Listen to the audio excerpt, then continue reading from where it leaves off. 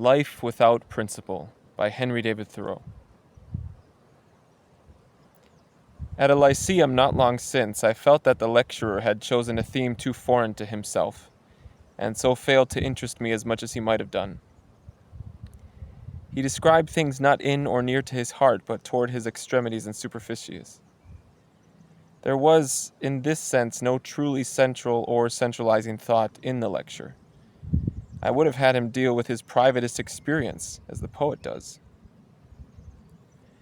The greatest compliment that was ever paid me was when one asked me what I thought, and attended to my answer. I am surprised as well as delighted when this happens. It is such a rare use he would make of me, as if he were acquainted with the tool. Commonly, if men want anything of me, it is only to know how many acres I make of their land, since I am a surveyor, or at most what trivial news I have burdened myself with. They will never go to law for my meat. They prefer the shell. A man once came a considerable distance to ask me to lecture on slavery, but on conversing with him, I found that he and his clique expected 7/8 of the lecture to be theirs, and only 1/8 mine, so I declined. I take it for granted when I'm invited to lecture anywhere, for I have had a little experience in that business, that there is a desire to hear what I think on some subject, though I may be the greatest fool in the country. And not that I should say pleasant things merely, or such as the audience will assent to, and I resolve accordingly that I will give them a strong dose of myself. They have sent for me, and engaged to pay for me, and I am determined that they shall have me, though I bore them beyond all precedent. So now I would say something similar to you, my readers. Since you are my readers and I have not been much of a traveler, I will not talk about people 1,000 miles off, but come as near home as I can. As the time is short, I will leave out all the flattery and retain all the criticism.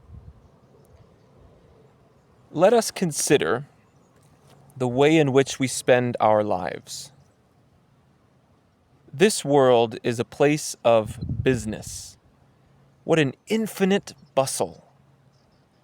I am awaked almost every night by the panting of the locomotive. It interrupts my dreams. There is no Sabbath. It would be glorious to see mankind at leisure for once. It is nothing but work, work, work.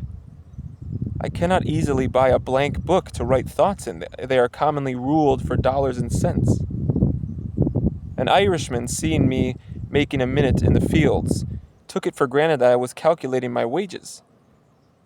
If a man was tossed out of a window when an infant, and so made a cripple for life, or scared out of his wits by the Indians, it is regretted chiefly because he was thus incapacitated for business.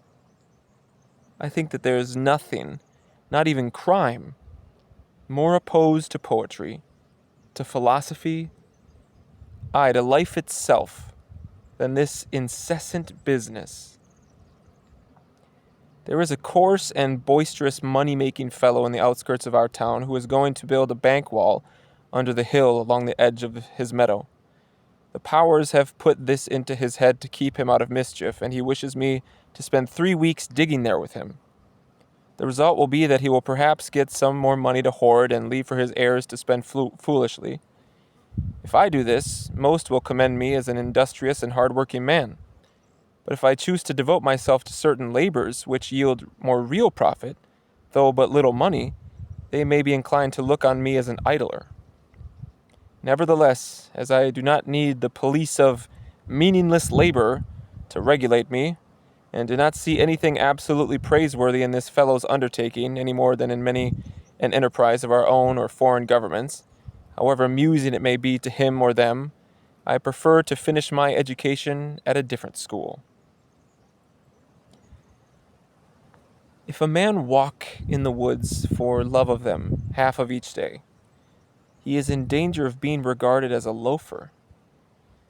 But if he spends his whole day as a speculator, shearing off those woods and making earth bald before her time, he is esteemed an industrious and enterprising citizen, as if a town had no interest in its forests but to cut them down.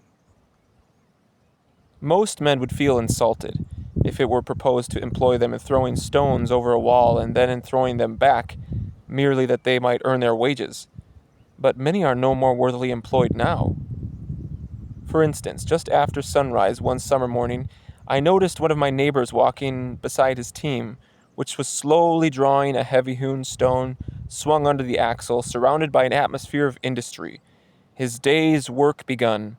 His brow commenced to sweat, a reproach to all sluggards and idlers, pausing abreast the shoulders of his oxen and half turning round with a flourish of his merciful whip, while they gained their length on him.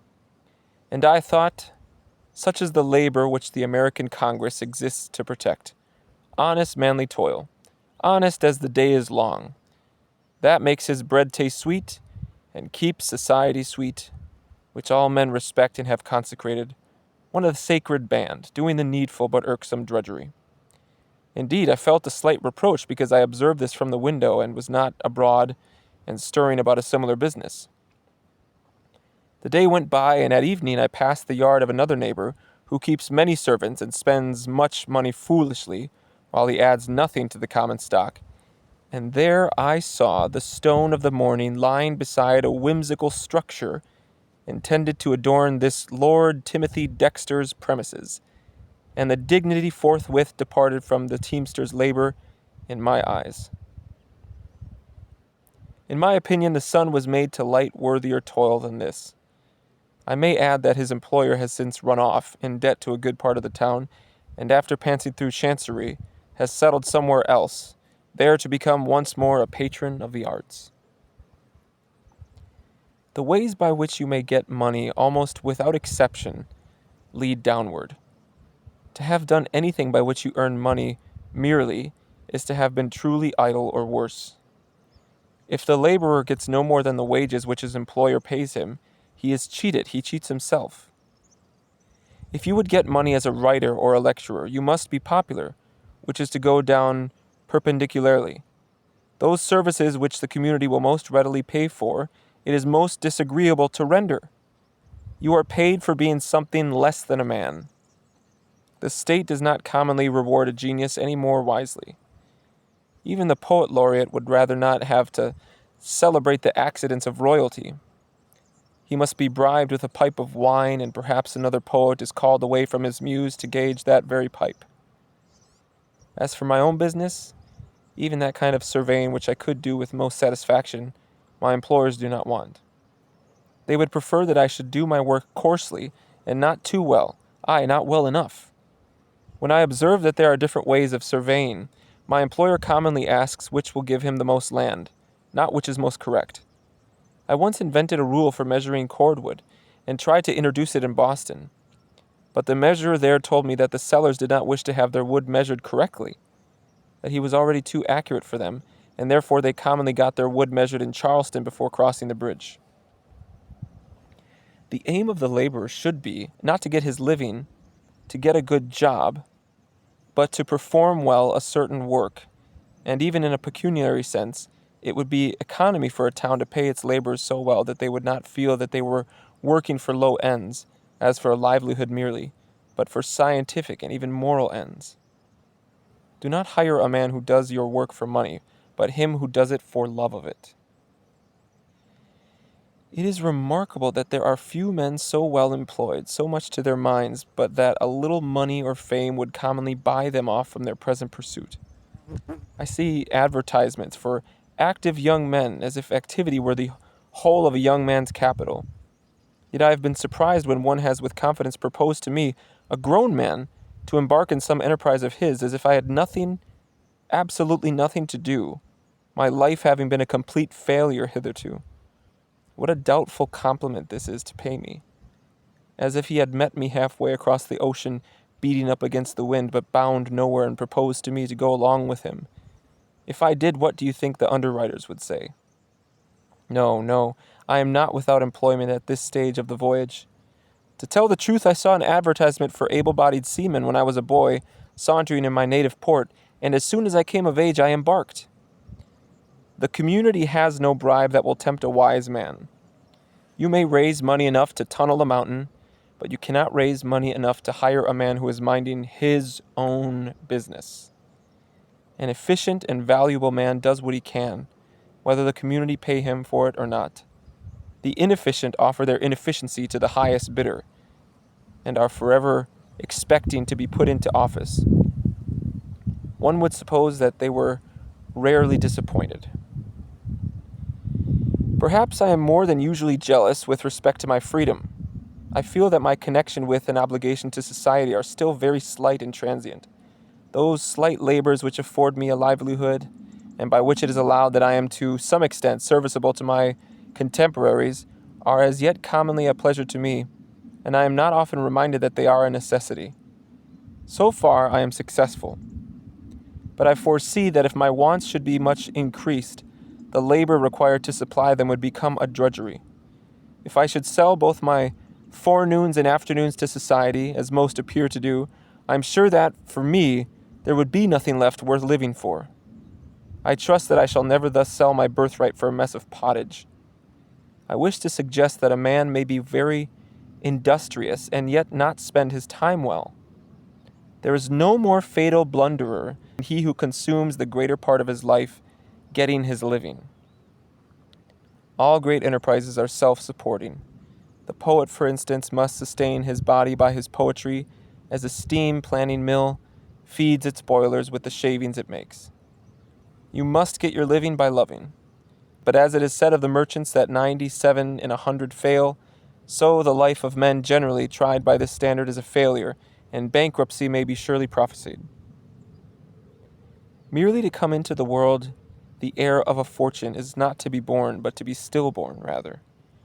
To be supported by the charity of friends, or a government pension, provided you continue to breathe, by whatever fine synonyms you describe these relations, is to go into the almshouse. On Sundays the poor debtor goes to church to take an account of stock, and finds, of course, that his outgoes have been greater than his income. In the Catholic Church especially they go into chancery, make a clean confession, give up all, and think to start again. Thus men will lie on their backs, talking about the fall of man, and never make an effort to get up. As for the comparative demand which men make on life, it is an important difference between two, that the one is satisfied with a level success, that his marks can all be hit by point-blank shots, but the other, however low and unsuccessful his life may be, constantly elevates his aim, though at a very slight angle to the horizon. I should much rather be the last man, though, as the Orientals say, greatness doth not approach him who is forever looking down, and all those who are looking high are growing poor. It is remarkable that there is little or nothing to be remembered written on the subject of getting a living. How to make getting a living not merely honest and honorable, but altogether inviting and glorious. For if getting a living is not so, then living is not. One would think from looking at literature that this question had never disturbed a solitary individual's musings. Is it that men are too much disgusted with their experience to speak of it?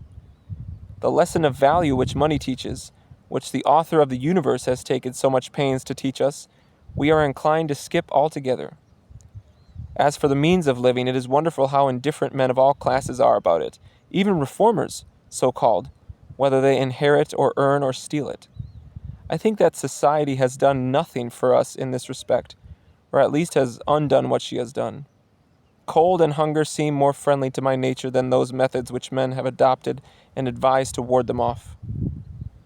The title wise is, for the most part, falsely applied. How can one be a wise man if he does not know any better how to live than other men? If he is only more cunning and intellectually subtle? Does wisdom work in a treadmill? Or does she teach how to succeed by her example? Is there any such thing as wisdom not applied to life? Is she merely the miller who grinds the finest logic? It is pertinent to ask if Plato got his living in a better way or more successfully than his contemporaries, or did he succumb to the difficulties of life like other men? Did he seem to prevail over some of them merely by indifference or by assuming grand airs, or find it easier to live because his aunt remembered him in her will? The ways in which most men get their living, that is, live, are mere makeshifts and a shirking of the real business of life, chiefly because they do not know, but partly because they do not mean any better. The rush to California, for instance, and the attitude not merely of merchants, but of philosophers and prophets so-called, in relation to it, reflect the greatest disgrace on mankind. That so many are ready to live by luck, and so get the means of commanding the labor of others less lucky, without contributing any value to society, and that is called enterprise. I know of no more startling development of the immorality of trade and all of the common modes of getting a living. The philosophy and poetry and religion of such a mankind are not worth the dust of a puffball. The hog that gets his living by rooting, stirring up the soil so, would be ashamed of such company. If I could command the wealth of all the worlds by lifting my finger, I would not pay such a price for it. Even Mahomet knew that God did not make this world in jest. It makes God to be a moneyed gentleman who scatters a handful of pennies in order to see mankind scramble for them. The world's raffle, a subsistence in the domains of nature, a thing to be raffled for. What a comment, what a satire on our institutions! The conclusion will be that mankind will hang itself upon a tree. And have all the precepts in all the Bibles taught men only this? And is this the last and most admirable invention of the human race, only an improved muck-rake? Is this the ground on which Orientals and Occidentals meet? Did God direct us so to get our living, digging where we never planted, and He would perchance reward us with lumps of gold? God gave the righteous man a certificate entitling him to food and raiment, but the unrighteous man found a facsimile of the same in God's coffers, and appropriated it, and obtained food and raiment like the former. It is one of the most extensive systems of counterfeiting that the world has seen. I did not know that mankind were suffering for want of gold. I have seen a little of it. I know that it is very malleable, but not so malleable as wit. A grain of gold will gild a great surface, but not so much as a grain of wisdom. The gold digger in the ravines of the mountains is much as a gambler, as his fellow in the saloons of San Francisco. What difference does it make whether you shake dirt or shake dice? If you win, society is the loser. The gold digger is the enemy of the honest laborer, whatever checks and compensations there may be. It is not enough to tell me that you worked hard to get your gold. So does the devil work hard. The way of transgressors may be hard in many respects. The humblest observer who goes to the mines sees and says that gold digging is of the character of a lottery. The gold thus obtained is not the same thing with the wages of honest toil. But practically, he forgets what he has seen, for he has seen only the fact, not the principle, and goes into trade there, that is, buys a ticket in what commonly proves another lottery, where the fact is not so obvious. After reading Howitt's account of the Australian gold diggings one evening, I had in my mind's eye all night the numerous valleys with their streams, all cut up with foul pits, from 10 to 100 feet deep, and half a dozen feet across, as close as they can be dug, and partly filled with water, the locality to which men furiously rush to probe for their fortunes, uncertain where they shall break ground, not knowing but the gold is under their camp itself, sometimes digging 160 feet before they strike the vein, or then missing it by a foot, turned into demons, and regardless of each other's rights in their thirst for riches, whole valleys, 30 miles, suddenly honeycombed by the pits of the miners, so that even hundreds are drowned in them, standing in water and covered with mud and clay. They work night and day, dying of exposure and disease. Having read this and partly forgotten it, I was thinking accidentally of my own unsatisfactory life, doing as others do, and with that vision of the digging still before me. I asked myself why I might not be washing some gold daily, though it were only the finest particles, why I might not sink a shaft down to the gold with me and work that mine. There is a Ballarat, a Bendigo for you. What though it were a sulky gully? At any rate, I might pursue some path, however solitary and narrow and crooked, in which I could walk with love and reverence.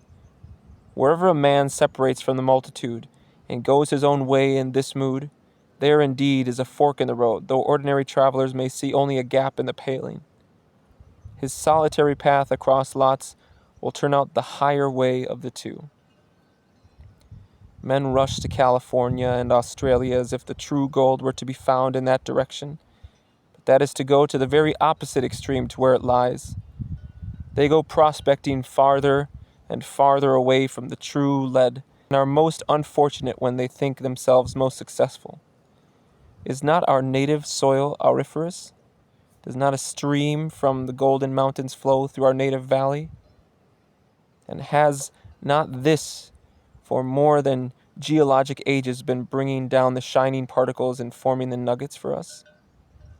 Yet, strange to tell, if a digger steal away prospecting for this true gold into the unexplored solitudes around us, there is no danger that any will dog his steps and endeavor to supplant him. He may claim and undermine the whole valley even, both the cultivated and the uncultivated portions, his whole life long in peace, for no one will ever dispute his claim. They will not mind his cradles or his toms. He is not confined to a claim 12 feet square as a Ballarat, but may mine anywhere and wash the whole wide world in his tom.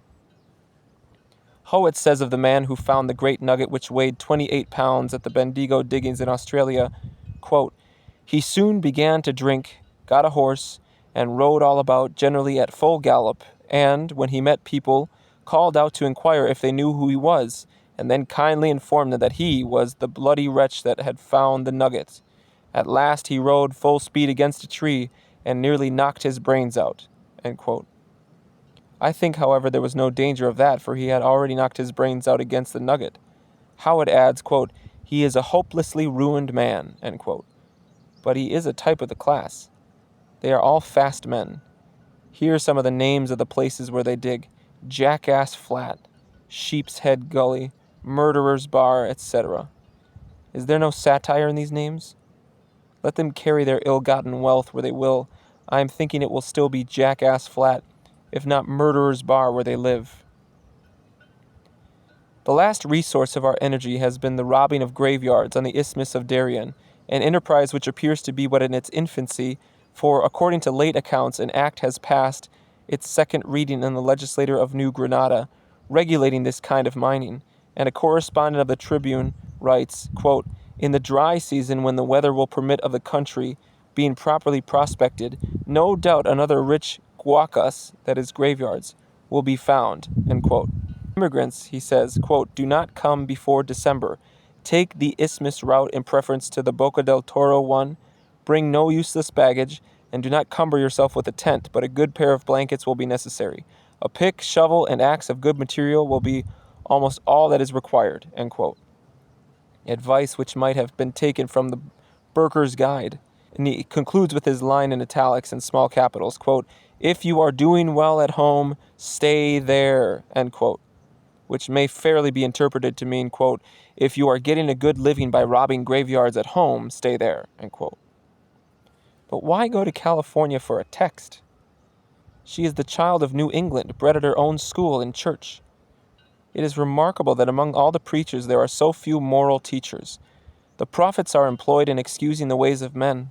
Most reverend seniors, the Illuminati of the age, tell me, with a gracious reminiscent smile betwixt an aspiration and a shudder, not to be too tender about these things, to lump all that is, make a lump of gold of it.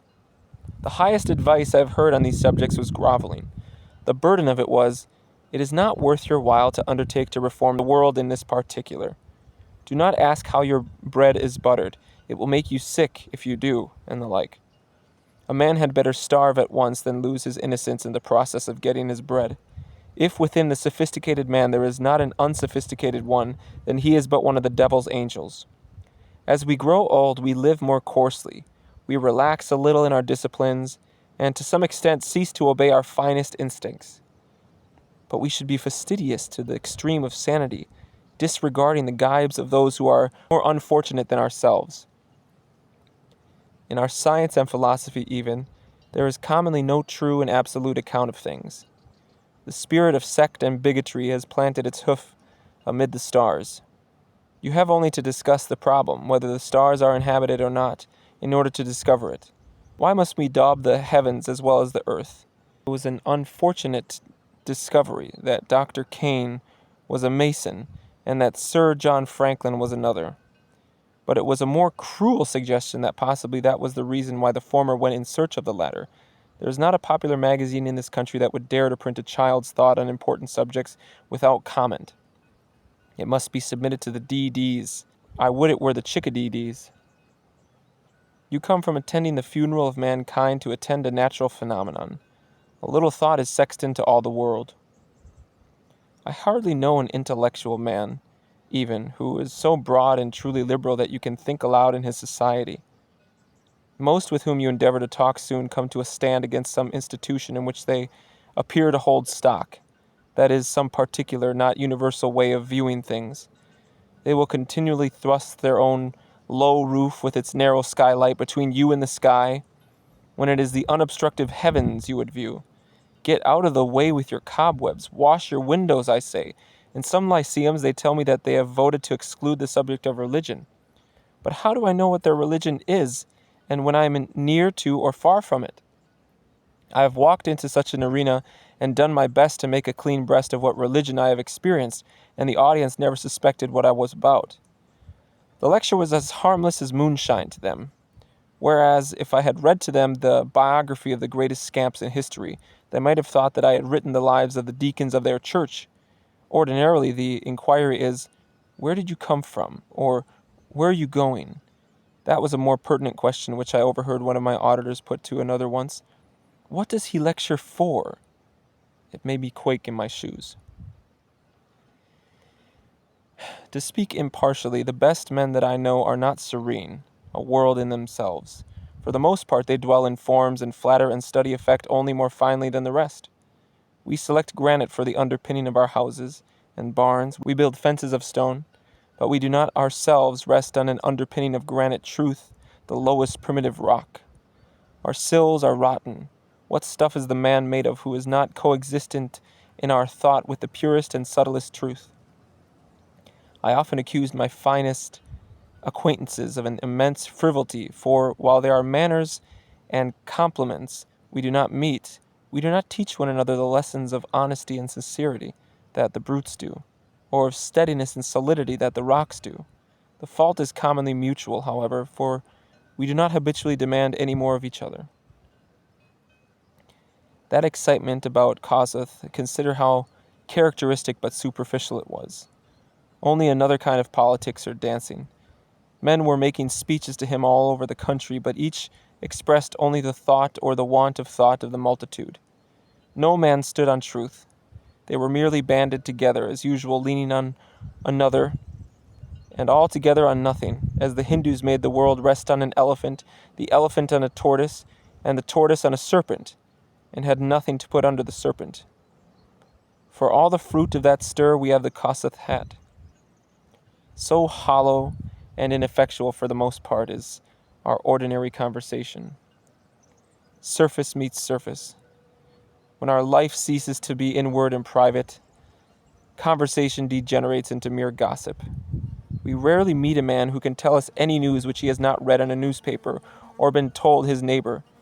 And for the most part, the only difference between us and our fellow is that he has seen the newspaper or been out to tea, and we have not. In proportion as our inward life fails, we go more constantly and desperately to the post office. You may depend on it that the poor fellow who walks away with the greatest number of letters, proud of his extensive correspondence, has not heard from himself this long while. I do not know, but it is too much to read one newspaper a week. I've tried it recently, and for so long it seems to me that I have not dwelt in my native region. The sun, the clouds, the snow, the trees say not so much to me. You cannot serve two masters. It requires more than a day's devotion to know and to possess the wealth of a day. We may well be ashamed to tell what things we have read or heard in a day. I do not know why my news should be so trivial, considering what one's dreams and expectations are, why the developments should be so paltry. The news we hear, for the most part, is not news to our genius. It is the stalest repetition. You are often tempted to ask why such stress is laid on a particular experience which you have had, that after 25 years you should meet Hobbins, registrar of deeds, again on the sidewalk. Have you not budged an inch, then? Such is the daily news. Its facts appear to float in the atmosphere, insignificant as the sporals of fungi, and impinge on some neglected thallus or surface of our minds, which affords a basis for them, and hence a parasitic growth. We should wash ourselves clean of such news. Of what consequence, though our planet explode, if there is no character involved in the explosion? In health, we have not the least curiosity about such events. We do not live for idle amusement. I would not run round a corner to see the world blow up. All summer, and far into the autumn, perchance, you unconsciously went by the newspapers and the news, and now you find it was because the morning and the evening were full of news to you. Your walks were full of incidents. You attended not to the fairs of Europe, but to your own affairs in Massachusetts fields. If you chance to live and move and have your being in that thin stratum in which the events that make the news transpire, thinner than the paper on which it is printed, then these things will fill the world for you. But if you soar above or dive below that plane, you cannot remember nor be reminded of them. Really to see the sun rise or go down every day, so to relate ourselves to a universal fact, would preserve us sane forever. Nations. What are nations? Tartars and Huns and Chinamen? Like insects they swarm. The historian strives in vain to make them memorable. It is for want of a man that there are so many men. It is individuals that populate the world. Any man thinking may say with the spirit of Lodin, quote, I look down from my height on nations, and they become ashes before me. Calm is my dwelling in the clouds. Pleasant are the great fields of my rest. Pray, let us live without being drawn by dogs, Eskimo fashion, tearing over hill and dale, and biting each other's ears. Not without a slight shudder at the danger, I often perceive how near I had come to admitting into my mind the details of some trivial affair, the news of the street, and I am astonished to observe how willing men are to lumber their minds with such rubbish, to permit idle rumors and incidents of the most insignificant kind to intrude on ground which should be sacred to thought. Shall the mind be a public arena where the affairs of the street and the gossip of the tea table chiefly are discussed? Or shall it be a quarter of heaven itself, a hypaethral temple, consecrated to the service of the gods? I find it so difficult to dispose of the few facts which to me are significant, that I hesitate to burden my attention with those which are insignificant, which only a divine mind could illustrate. Such is, for the most part, the news in newspapers and conversation. It is important to preserve the mind's chastity in this respect. Think of admitting the details of a single case of the criminal court into our thoughts, to stalk profanely through their very sanctum sanctorum for an hour, aye, for many hours, to make a very bar room of the mind's inmost apartment, as if for so long the dust of the street had occupied us. The very street itself, with all its travel, its bustle, and filth, had passed through our thoughts' shrine. Would it not be an intellectual and moral suicide? When I have been compelled to sit spectator and auditor in a courtroom for some hours, and have seen my neighbors who were not compelled, stealing in from time to time and tiptoeing about with washed hands and faces, it has appeared to my mind's eye that when they took off their hats, their ears suddenly expanded into vast hoppers for sound, between which even their narrow heads were crowded. Like the vanes of windmills, they caught the broad but shallow stream of sound, which, after a few titillating gyrations in their coggy brains, passed out the other side. I wondered if, when they got home, they were as careful to wash their ears as before their hands and faces. It has seemed to me at such a time that the auditors and the witnesses, the jury and the counsel, the judge and the criminal at the bar, if I may presume him guilty before he's convicted, were all equally criminal, and a thunderbolt might be expected to descend and consume them all together. By all kinds of traps and signboards threatening the extreme penalty of the divine law, exclude such trespassers from the only ground which can be sacred to you. It is so hard to forget what it is worse than useless to remember. If I am to be a thoroughfare, I prefer that it be of the mountain brooks, the Parnassian streams, and not the town sewers. There is inspiration, that gossip which comes to the ear of the attentive mind from the courts of heaven. There is the profane and stale revelation of the barroom and the police court. The same ear is fitted to receive both communications. Only the character of the hearer determines to which it shall be open, and to which closed. I believe that the mind can be permanently profaned by the habit of attending to trivial things, so that all our thoughts shall be tinged with triviality. Our very intellect shall be macadamized, as it were, its foundation broken into fragments for the wheels of travel to roll over. And if you would know what will make the most durable pavement, surpassing rolled stones, spruce blocks, and asphaltum, you have only to look into some of our minds which have been subjected to this treatment so long. If we have thus desecrated ourselves, as who has not, the remedy will be by wariness and devotion to reconsecrate ourselves and make once more a fane of the mind. We should treat our minds, that is, ourselves, as innocent and ingenuous children, whose guardians we are, and be careful what objects and what subjects we thrust on their attention. Read not the times, read the eternities. Conventionalities are at length as bad as impurities.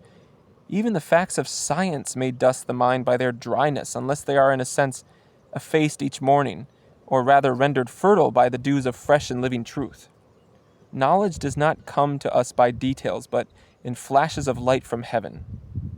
Yes, every thought that passes through the mind helps to wear and tear it, and to deepen the ruts, which, as in the streets of Pompeii, evince how much it has been used. How many things there are concerning which we might well deliberate, whether we had better know them, had better let their peddling carts be driven, even at the slowest trot or walk, over that bridge of glorious span by which we trust to pass at last from the farthest brink of time to the nearest shore of eternity.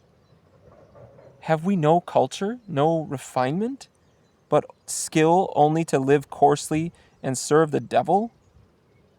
To acquire a little worldly wealth or fame or liberty and make a false show with it, as if we were all husk and shell with no tender and living kernel to us? Shall our institutions be like those chestnut burrs which contain abortive nuts perfect only to prick the fingers? America is said to be the arena on which the battle of freedom is to be fought, but surely it cannot be freedom in a merely political sense that is meant. Even if we grant that the American has freed himself from a political tyrant, he is still the slave of an economical and moral tyrant. Now that the republic, the res publica, has been settled, it is time to look for the res privata, the private state, to see, as the Roman Senate charged its consuls, nequid res privata detrimenti caperit, that the private state receive no detriment. Do we call this the land of the free?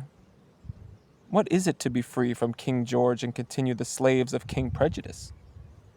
What is it to be born free and not to live free? What is the value of any political freedom but as a means to moral freedom?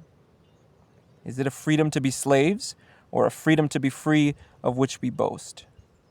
We are a nation of politicians, concerned about the outmost defenses only of freedom. It is our children's children who may perchance be really free. We tax ourselves unjustly. There is a part of us which is not represented. It is taxation without representation. We quarter troops, we quarter fools and cattle of all sorts upon ourselves. We quarter our gross bodies and our poor souls till the former eat up all the latter's substance. With respect to a true culture and manhood, we are essentially provincial still, not metropolitan, mere Jonathans. We are provincial because we do not find at home our standards, because we do not worship truth, but the reflection of truth, because we are warped and narrowed by an exclusive devotion to trade and commerce and manufactures and agriculture and the like, which are but means and not the end. So is the English Parliament provincial. Mere country bumpkins, they betray themselves when any important question arises for them to settle. The Irish question, for instance. The English question, why did I not say? Their natures are subdued to what they work in. Their good breeding respects only secondary subjects. The finest matters in the world are awkwardness and fatuity, when contrasted with the finer intelligence. They appear but as the fashions of past days, mere courtliness, knee buckles, and small clothes out of date. It is the vice but not the excellence of manners that they are continually being deserted by the character. They are cast off clothes or shells, claiming the respect which belonged to the living creature. You are presented with the shells instead of the meat, and it is no excuse generally that in the case of some fishes, the shells are of more worth than the meat. The man who thrusts his manners upon me does as if he were to insist on introducing me to his cabinet of curiosities when I wish to see himself. It was not in this sense that the poet Dekker called Christ, quote, the first true gentleman that ever breathed, end quote. I repeat that in this sense the most splendid court in Christendom is provincial, having authority to consult about transalpine interests only, and not the affairs of Rome. A praetor or proconsul would suffice to settle the questions which absorb the attention of the English Parliament and the American Congress. Government and legislation. These I thought were respectable professions.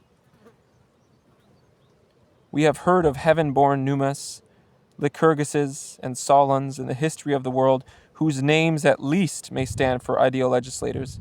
But thinking of legislating to regulate the breeding of slaves or the exportation of tobacco? What have divine legislators to do with the exportation or the importation of tobacco? What humane ones with the breeding of slaves? Suppose you were to submit the question to any son of God, and has he no children in the 19th century? Is it a family which is extinct? In what condition would you get it again? What shall a state like Virginia say for itself at the last day, in which these have been the principal, the staple productions? What ground is there for patriotism in such a state? I derive my facts from statistical tables which the states themselves have published. A commerce that whitens every sea in quest of nuts and raisins, and makes slaves of its sailors for this purpose. I saw the other day a vessel which had been wrecked and many lives lost, and her cargo of rags, juniper berries, and bitter almonds were strewn along the shore. It seemed hardly worth the while to tempt the dangers of the sea between Leghorn and New York for the sake of a cargo of juniper berries and bitter almonds. America, sending to the old world for her bitters. Is not the sea brine, is not shipwreck bitter enough to make the cup of life go down here? Yet such to a great extent is our boasted commerce. And there are those who style themselves statesmen and philosophers who are so blind as to think that progress and civilization depend on precisely this kind of interchange and activity, the activity of flies about a molasses hogshead.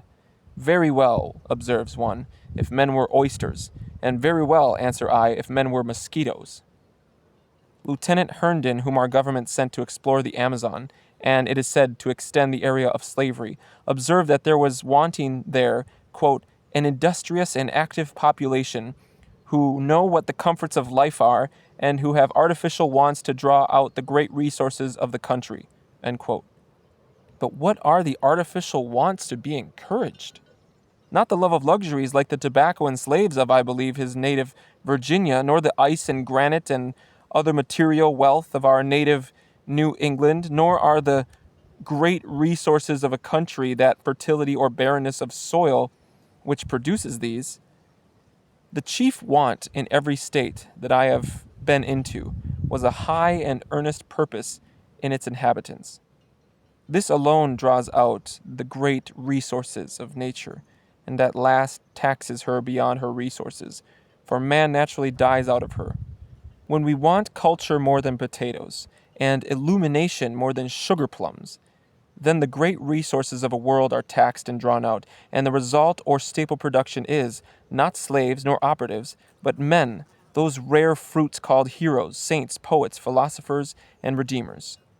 In short, as a snowdrift is formed where there is a lull in the wind, so one would say where there is a lull of truth, an institution springs up.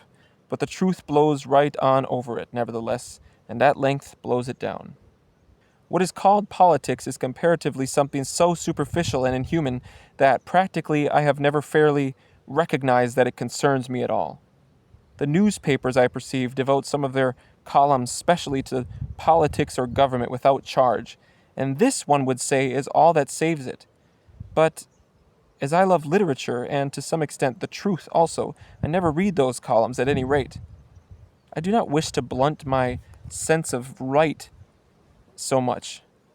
I have not got to answer for having read a single president's message. A strange age of the world, this, when empires, kingdoms, and republics come a-begging to a private man's door and utter their complaints at his elbow.